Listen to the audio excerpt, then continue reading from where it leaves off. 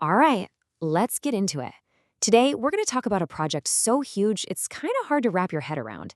It's the story of how a small team over 100 years ago tried to map every single language spoken across the entire Indian subcontinent. So take a look at this. Now, this is not a map of states or borders. What you're looking at is an incredible visualization of India's language families. It's a snapshot of the beautiful, messy, overlapping tapestry of how millions of people actually speak. And that really brings us to the big question, right? Picture this. It's the late 1800s. There are no computers, no internet, no easy way to get around. So how on earth do you even start a project like this? We're talking about a massive population, incredibly difficult terrain, and a number of languages that was, well, nobody really knew. The man who led this whole thing, George Grierson, he put it perfectly. He said it was like India had its own special Towers of Babel.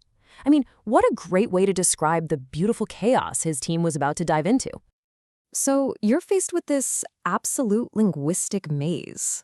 What's the plan?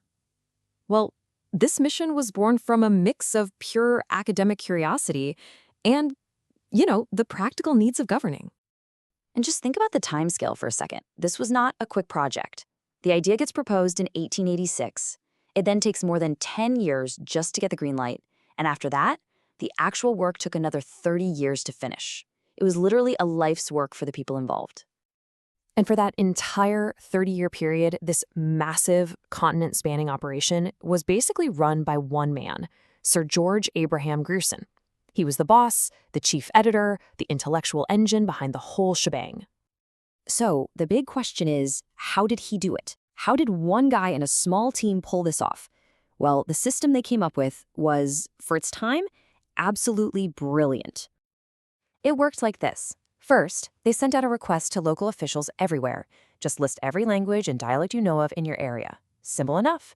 Then, they needed a standard text to compare everything. They picked the parable of the prodigal son. It was well known and told a clear story. This story was then sent out to be translated into hundreds of local languages. And finally, all these translations, thousands of them, flooded back to Grierson's office, where the real work of sorting and classifying began. Of course, having a plan is one thing.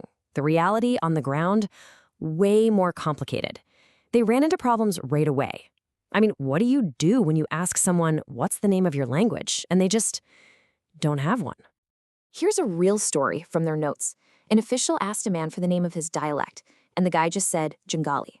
But here's the thing. Bengali wasn't what he called his language. It was a nasty word his neighbors used for him, meaning something like jungle dweller or uncivilized. So you can see how tricky even the most basic questions could be. And all this led to an even bigger, more philosophical problem. What's actually the difference between a language and a dialect? Grierson himself had this fantastic analogy. He said it's like asking the difference between a mountain and a hill. You know Everest is a mountain, and a little bump in a field is a hill. But, as he said, somewhere in between, the dividing line cannot be accurately drawn. But even with all these hurdles, after 30 years of nonstop work, the survey was finally done. And the results? They were incredible. For the very first time, the world had a real systematic map of India's voices. So what did they find? Well, for starters, a jaw-dropping 179 distinct languages. And on top of that, within those languages, they cataloged 544 different dialects. Just think about that. That's over 700 unique ways of speaking, all recorded and classified.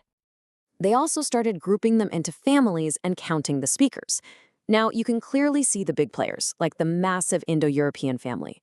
But what I find really fascinating is when you look at the smaller groups, the millions speaking Austroasiatic or Tibeto-Chinese languages, or even a tiny language family like Karen with just a few hundred speakers recorded, they were all counted. And the result wasn't just lists of words and numbers, it was maps, actual visual maps like this one. This map, for instance, shows the spread of the huge Tibeto-Burman family all across the Himalayas. It had never been seen like this before. And check this one out. Here you can see the concentration of Dravidian languages. You see their heartland, obviously, in southern India. But you can also spot these little isolated pockets way up north. That kind of detail was a total game changer. To really feel the massive scale of this project, you don't even have to read the 19 volumes it was published in. Just look at the table of contents. On the left, a simple summary. On the right, the detailed breakdown. The sheer density of that list. It just speaks volumes, literally, about this 30-year effort. Okay, so why are we still talking about a survey that's over 100 years old? Well, because its legacy is huge. This isn't just some dusty old book on a shelf. For starters, it's pretty much the founding document of modern linguistics in India. It's an incredible snapshot in time, and it even preserved records of some languages that sadly don't exist anymore. It gave scholars a baseline to study how languages change, and its data has been shaping policy for over a century. It's a living document that people still argue with and build on today. But you know what's really amazing? Grierson himself was incredibly humble about the whole thing. In the introduction, he basically says, look, nobody knows the flaws in this survey better than I do. He knew it wasn't perfect. This was an honest attempt to make sense of something that was almost impossibly complex. And despite what he saw as its flaws, what Grierson and his team did was just extraordinary. They took that Tower of Babel and they drew a map of it. They gave a continent a completely new way to see and understand its own incredible diversity. And that kind of leaves us with a bigger question to think about. Because this whole project, it wasn't just about collecting words.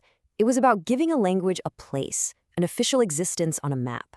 So what does it really mean for a culture, for a community, for history, when a spoken voice is finally given a permanent home?